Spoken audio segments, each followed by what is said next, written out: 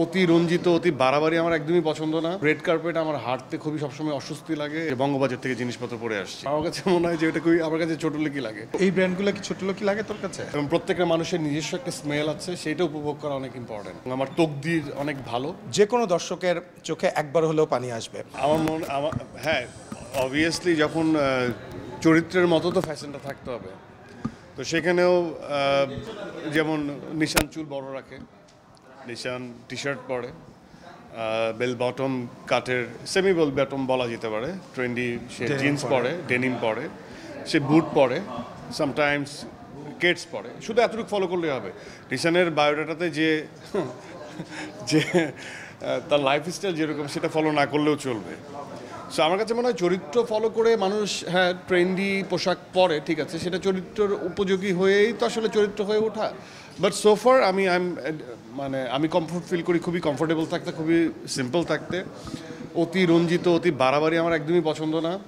এই জন্যই কখনো রেড কার্পেট আমার হাঁটতে খুবই সবসময় অস্বস্তি লাগে। এবং সেখানে একসময় একটা প্রথা ছিল যে কে কী পরে আসলো সেটার উত্তর আমি খুবই দিতাম যে বঙ্গবাজার থেকে জিনিসপত্র পরে আসছি। সো আমার চোখে স্টাইল হচ্ছে বা ফ্যাশন হচ্ছে আমার যেটা ভালো লাগছে, যেটা আমাকে কমফোর্ট দেয়, সেটাই আমার স্টাইল। তো সব কিছুর উপরে আমি যে পড়ছি, আমি যে ক্যারি করছি, এটাই থাকবে সামনে। সো আমি কোথাকার কোন টি শার্ট পরছি এটা ইম্পর্টেন্ট না। আর আমার কাছে মনে হয় যে এটা খুবই আমার কাছে ছোটো লোকই লাগে যে ব্র্যান্ড এক্সপোজ করা। বাট হ্যাঁ, অবভিয়াসলি আমার ব্র্যান্ড পছন্দ, ব্র্যান্ড লয়ালিটি আমার আছে, পারফিউমের ক্ষেত্রে আছে, গ্যাজেটসের ক্ষেত্রে আছে, ওয়াচের ক্ষেত্রে আছে, গাড়ির ক্ষেত্রে আছে।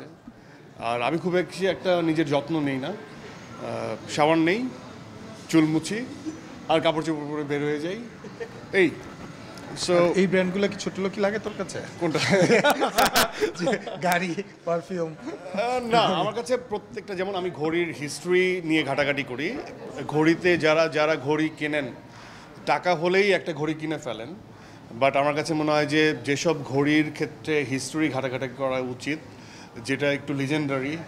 অনেকে স্যুটের সাথে ড্রেস ওয়াচ পরেন না, হয়তো বা ফ্লাইট মাস্টার পরে ফেলে বা ডাইভার্স ওয়াচ পরে ফেলে। সো ওগুলো একটু ঘাটাঘাটি করার ব্যাপার আছে যে একটা ওয়াচ, আমি কোন ওয়াচটা, তার থেকে এরকম হাতশূন্য থাকা অনেক বেটার, ও মাস্ক এরকম হাতশূন্য থাকা অনেক বেটার। সো আমার কাছে মনে হয় যে প্রত্যেকটারই একটা ইমোশন আছে। সো আমি ওটা নিয়ে ঘাটাঘাটি করি। গ্যাজেটসের ক্ষেত্রে গাড়ির যেমন আমার পারফরমেন্স বেসড মডিফিকেশান খুব আমাকে ভাবায়। সো আমি ওটা নিয়ে ঘাটাঘাটি করি, কীভাবে ওটা বাইরের থেকে দেখা যায় না, ভেতর থেকে দেখা যায়। সো যারা কার এনথুজিয়াস তারা বুঝতে পারে। এবং পারফিউমের ক্ষেত্রেও কিছু বলতে পারি আমার পছন্দের, না বললে আবার ভাববেন যে বললাম না। আমার যেমন বিয়ার 540 বাকারত রুশ একটা পারফিউম আছে ফ্রান্সের, মনে হয় ফ্রান্স ওরিয়েন্টেড, ওইটা খুব ফেভারেট। ক্রিডের অ্যাভেন্টাস খুব অল টাইম ফেভারেট।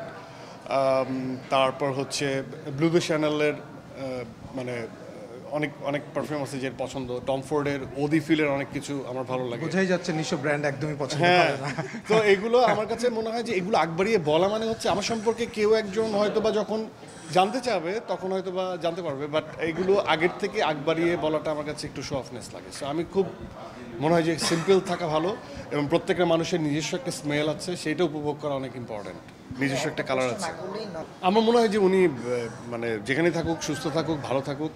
আমার কেন জানি ফিল হয় যে মানে আমি জানি না উনি কি আমাকে দেখছেন কি না, বাট আমার কাছে মনে হয় যে উনি সবসময় যেখানেই আছেন আমার প্রতি তার সুনজর আছে, দোয়া আছে। এটা আমার ভাবতে ভালো লাগে। একই অর্থে বাবাকে নিয়েও আমার এটা মনে হয় যে উনি যেখানেই আছে হয়তো বা প্রাউড ফিল করছে, সুস্থ আছে, ভালো আছে।